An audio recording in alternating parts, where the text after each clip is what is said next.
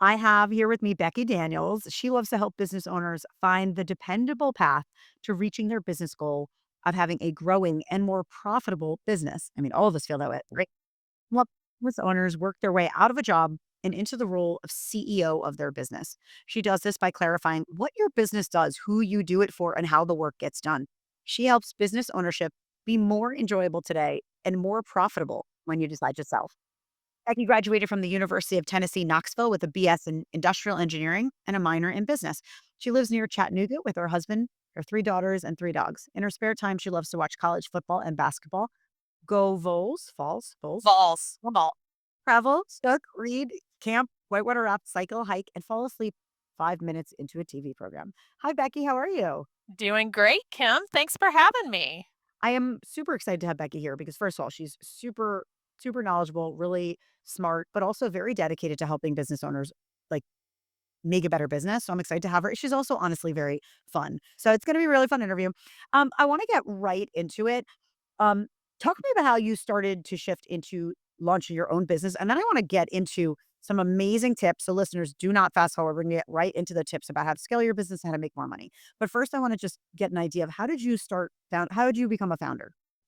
That's a great question. It's one I don't talk about that much anymore. So I don't know, about 15 years ago, I had toddlers at home and I was staying at home for a couple of years without working outside of the home. And I had the opportunity to just help a small business owner. He's a New York Times bestselling author who traveled all the time. And I was just kind of doing a lot of the support work in his business.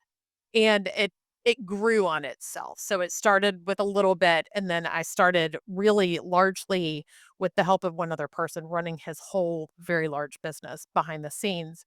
And as my youngest was getting, who didn't even exist at the time, was getting towards school age, I was like, okay, I would like to figure out a way to make this an actual business that I can grow and develop and everything like that.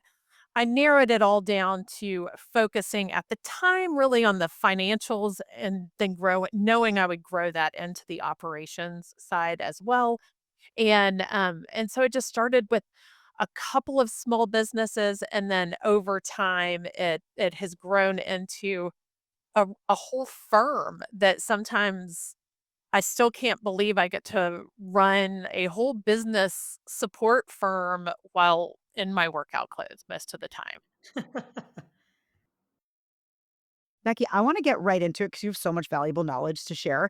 What is the number one thing a business owner should be doing to scale their business?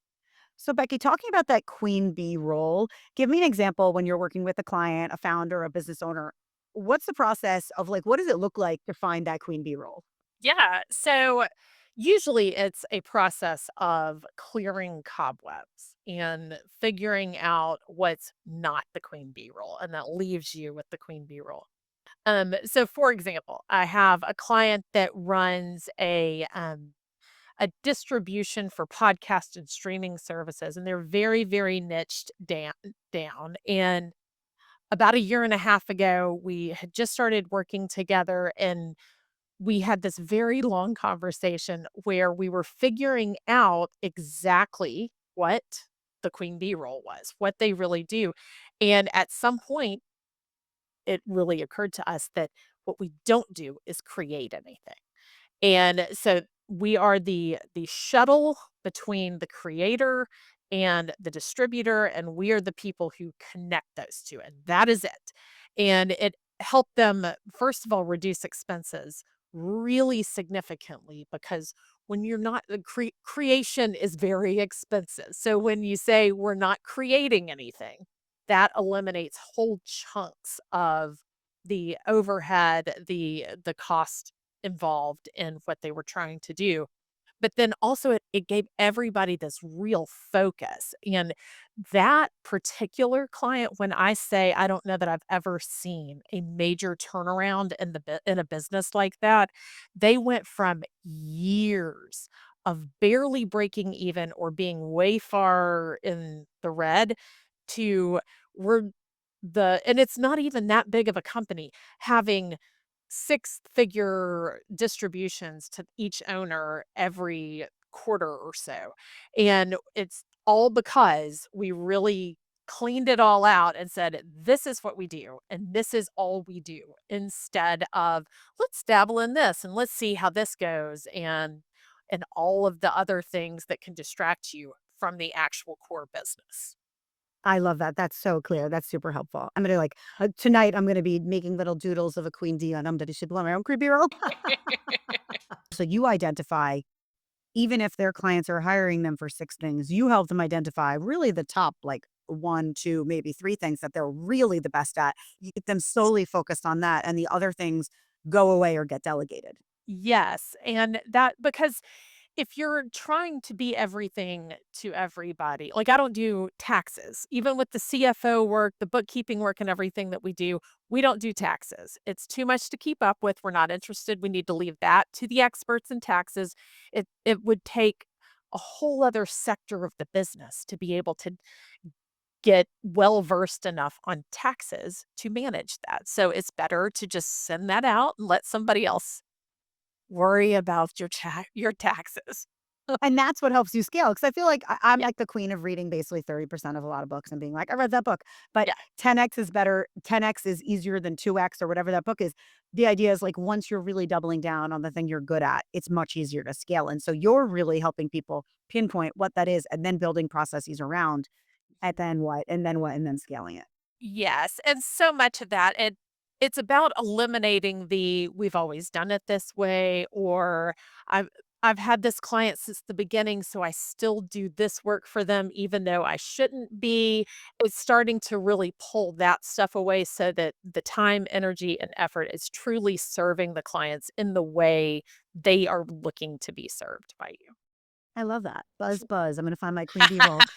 So Becky, you use I really, really want to hear from you. How can you raise your bottom line by 15% this month with small operations tweaks?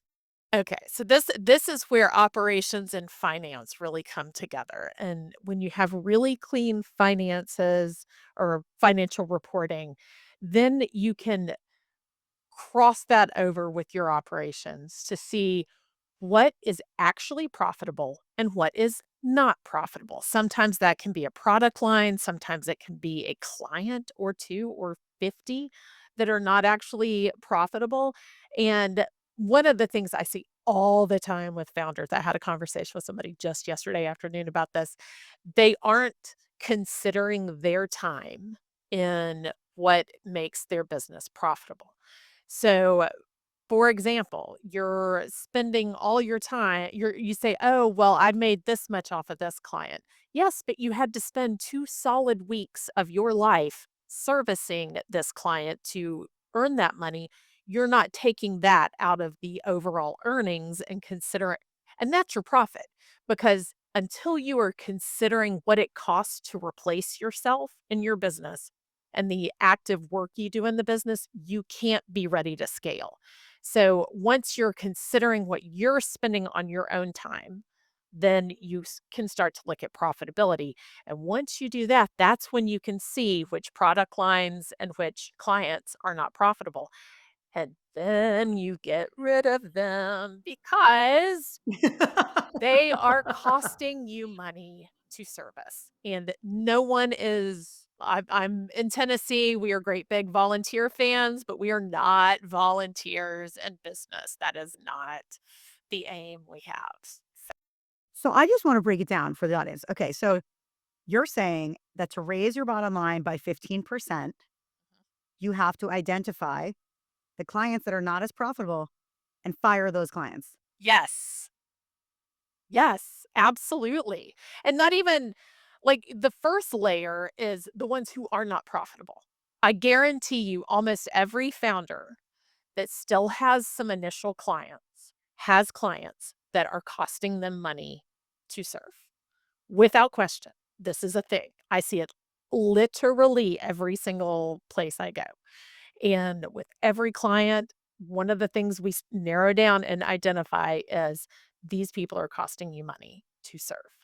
And until you get rid of them, you can't grow that profitable business that you're actually after.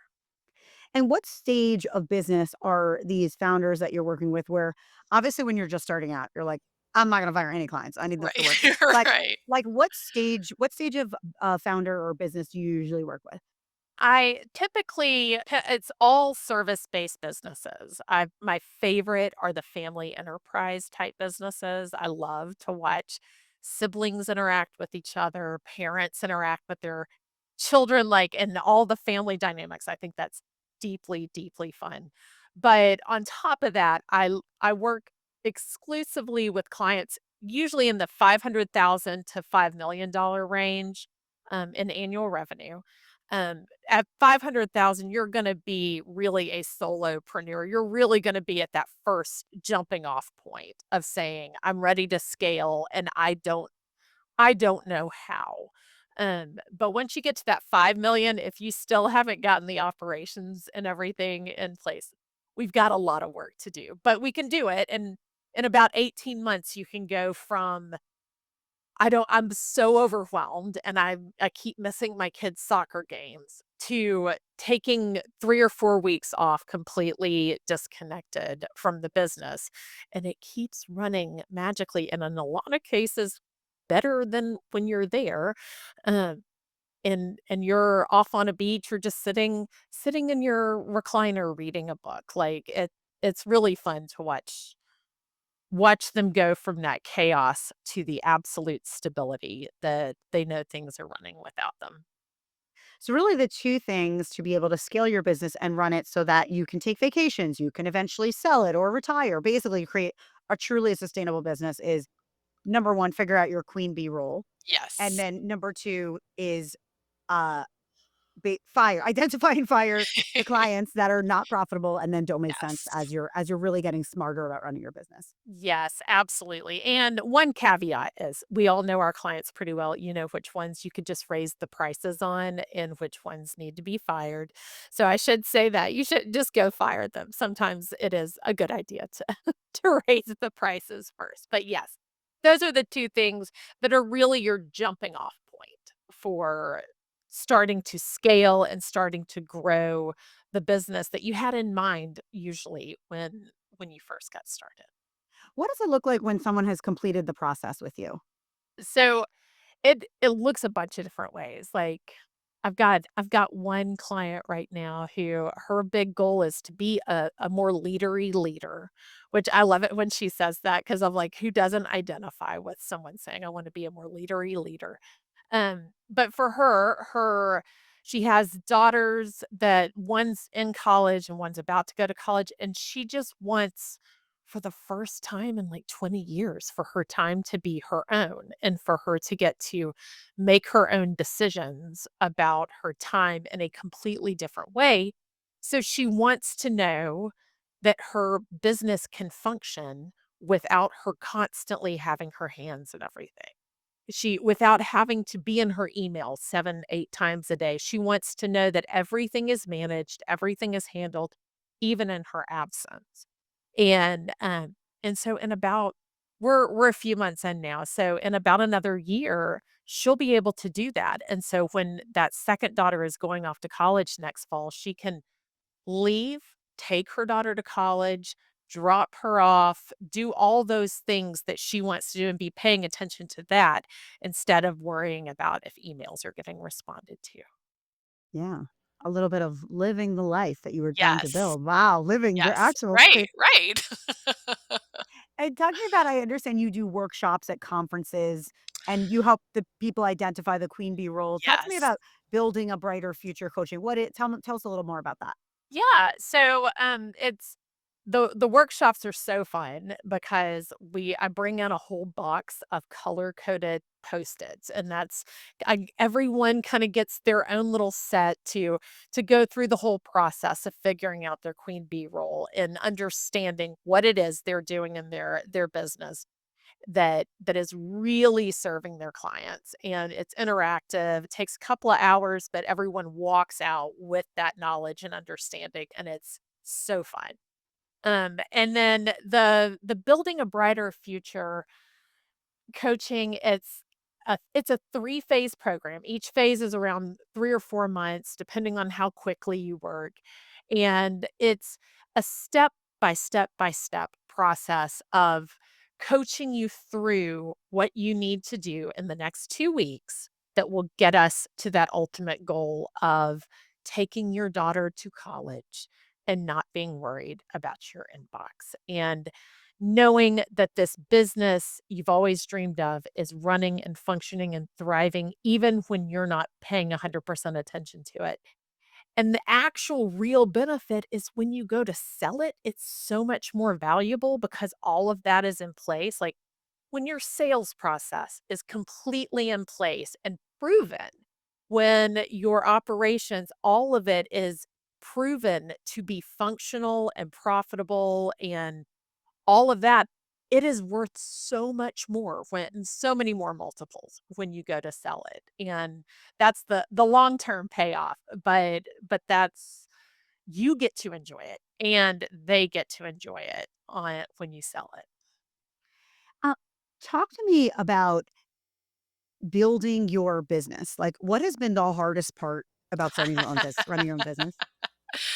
Well, cobblers never have the cobbler's children never have shoes. So it's taking the time and intentionality just like it is with anybody else to create the systems and processes that have to be built. And that's I'm actually this summer in July, I'm going to a conference. I don't know when this is airing, but in July, I'm going to a conference that's really all about AI and the future of AI. And then my intent is after that to really dive deep into how to optimize my business with AI and get my systems really talking to each other and all of that. And a huge part of that, just like with anybody else, is knowing when I should be the one doing it and when I should outsource it to someone else. I am fully prepared to outsource all that stuff to somebody else. I first want to understand what is possible. And so I'm really planning to take a big deep dive this fall into all of that so that I can build out my process in the single most streamlined way absolutely possible. What's been the scariest part of launching your own business? I know that you had this amazing degree and you could have had a lot of opportunities in your set field. Like, tell me a little bit about the process of deciding that. Yeah. So, I have 3 kids and the idea I've since my first job right out of school, I have never gone to an office every day, like never. And so the idea to me of having to leave my home every day and go somewhere seemed crazy. But as an engineer, it's kind of hard to be an engineer from home. So, the decision when I was deciding to grow my business was either do this or go work for literally one of the most stable organizations in the entire world, honestly.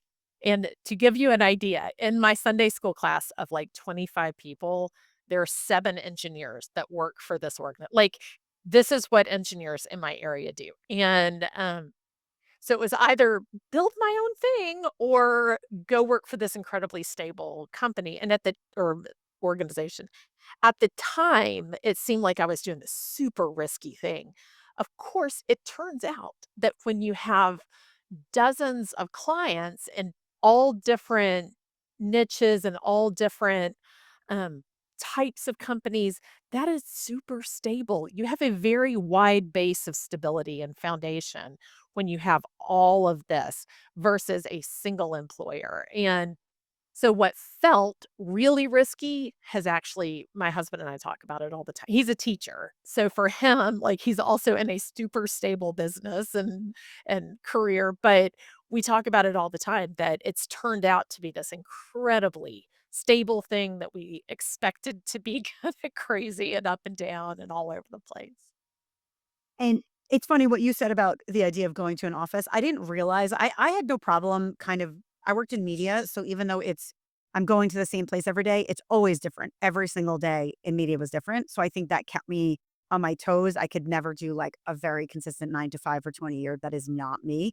But what I realize now is there's a little bit of I don't want to say anarchy in me, but it's like anti-authoritarian, like, I don't have to Right. tell anyone where I am or what I'm doing, Yep. and I love that. I make myself available for my Me clients. too. If my schedule is booked, but a client needs a time, I will make myself Mhm. available, but I also Yeah. like I don't need to tell anyone where I'm going, what I'm doing. It's nobody's business, Yeah. and I think that there's a little bit of like, "Ugh, to the man," you know? Right, right. No, I totally identify with that. I remember the first time I set up a scheduling platform for people to schedule meetings, I remember like blocking off certain time frames and I was like, they don't know if I'm in another meeting or making peanut butter sandwiches. I And could be and they doing don't need anything and it and they don't doesn't need to know matter. that.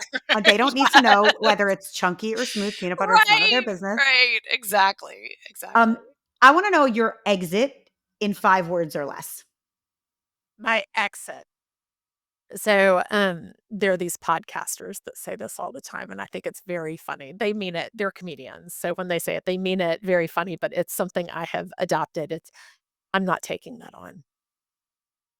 If someone says something or if I'm just not feeling a particular whatever conversation, what I am not taking that on. And with my daughters, when they start arguing, I'm not taking that on.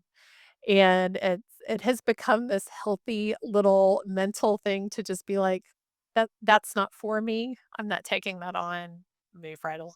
Ooh, I'm gonna take that's not for me also. I feel like that's a little more in my own voice. Is that that's not for me. Right. I just gonna be like, "Thank you so much. That's not for me." That's not for me.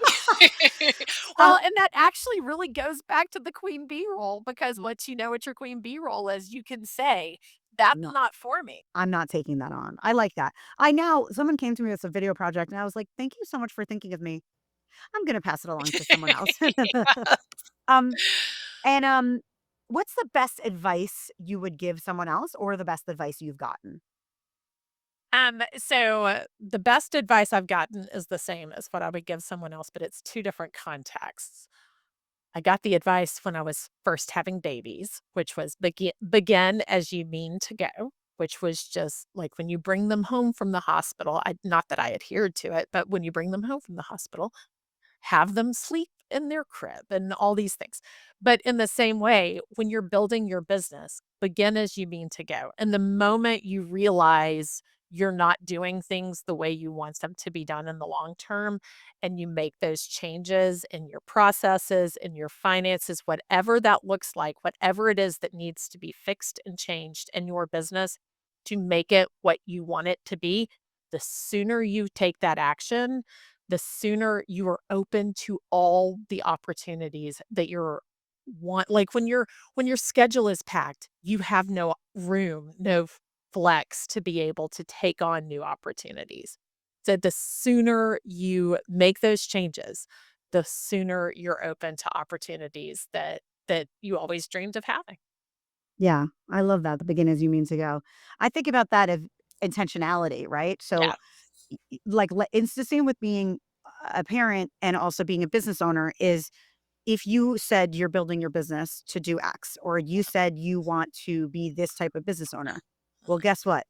That only works if you live by that. Because exactly. I also think it's the same way in family and in business.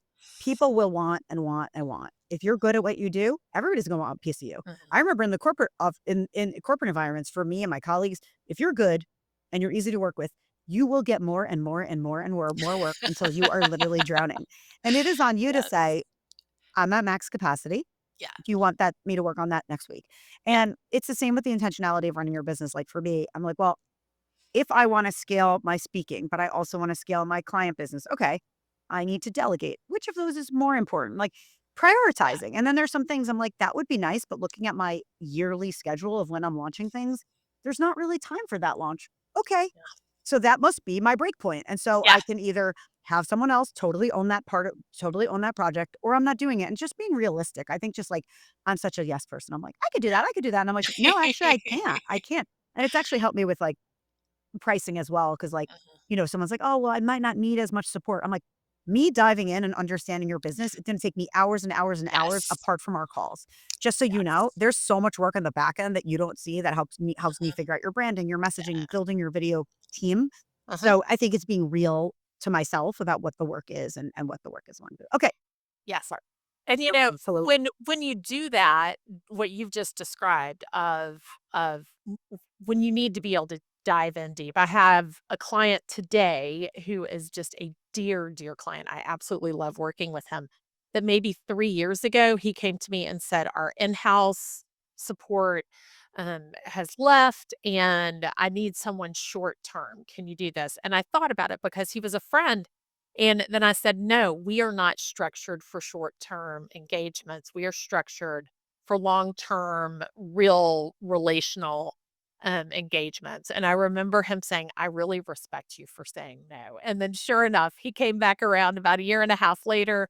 We work very closely today. I work with the person he hired to be in-house all the time, but it's just that, saying no when you need to say no so that you can say yes when it's the right thing.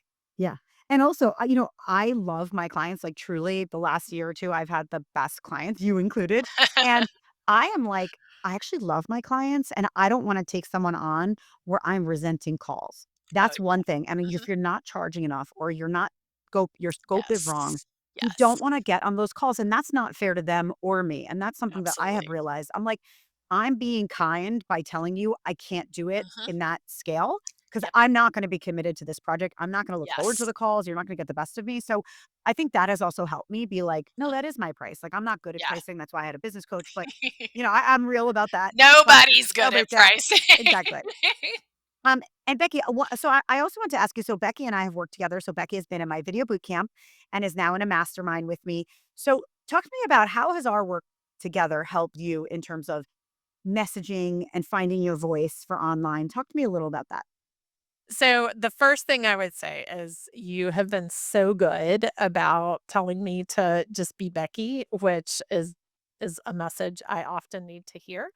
But a lot of the being able to talk things through and messaging and being able to, like, I can fill something out, and then when we meet together, you and I can kinda go through it together to refine and make it clearer and all of those things, so that when I have opportunities or needs for that marketing language, I have it. It's already done, and that makes it so much faster and easier, and I'm much more willing to tackle the marketing stuff because the groundwork is already complete, and that for me, that was, whether that was your queen bee role or not, that is in fact what I needed and what I'm really super thankful to have. I and thank you for saying that. I actually do think that I say I'm a video person because it helps people understand. But I was in journalism for 10 years. I can Right. take someone's 3-page words and give them Mhm. an elevator pitch. Yeah. That is my superpower, Yeah. truly. And so I think it's easier for people to understand. I'm like, I help you with video and thought leadership. And in the thought leadership is messaging. And Mhm. but talk to me about some of the wins you've had because I was so excited when you told me that you've been using the messaging we worked on, and it just like the the floodgates open. So talk to me about some Right. of the wins that Yeah. you've had. So one of them, which I know you appreciate, is something we very specifically discussed, is because I had all that marketing language available to me, I was able to relatively quickly redo my website, which had not been touched in a very long time, like a shameful amount of time. And I redid it, and literally the next day, an existing client came to me and was like, "I was needing building a brighter future coaching." She didn't know to call it that, but I was needing that, and I was about to sign up with somebody else, and I remembered, "Wait, I think Becky does that too." And she went and looked at the website, and there it all was laid out within a week or so. She had signed up to work with me. So I think that one is the most acute example how how it changed things, but there have I've first quarter of this year and a little into second quarter, I had more new business than I've had in that period of time in a couple years, and I'm sure it is largely because my marketing language has improved so dramatically. Awesome. And also your LinkedIn engagement also is way up. I feel like now that we've opened the Becky be Becky, because you have such, I Yes. mean, honestly, you're a very great natural writer. And when you Sweet. do lean into your voice, it is very unique. And so I think that realizing I'm like, you have a unique voice. Put your Yeah. unique voice out there. You're very smart. You are very capable. So putting those together, be Becky and showcase Becky's skill set. I feel like your LinkedIn is really kicking it up as well. You're getting a lot of engagement. It has, and that's last week, I actually had a post that was a little inflammatory, and it wasn't really intentionally, it was all in how someone took it, and my husband was like, "Why would you say that? That's gonna get people worked up," and I was like, "Well, here's the thing, if it gets 50,000 people worked up this week, then when I say something important next then way more people will see it and hear what I actually have to say instead of just the potentially controversial part." I love that. Um, Becky, this has been such a great chat. How can people find you? How can they work with you? Yes, the easiest way to find me is on LinkedIn, and I'm on there all the time. And then also my website is danielsbusinesssolutions.com, and, you can find me there. I think I have a little box that says, "In the future, should I actually start a newsletter and you would like to be on that list, you can add your email address here." But, there are lots of ways to contact me there directly if you want. Awesome. Thank you so much, Becky. Thank you.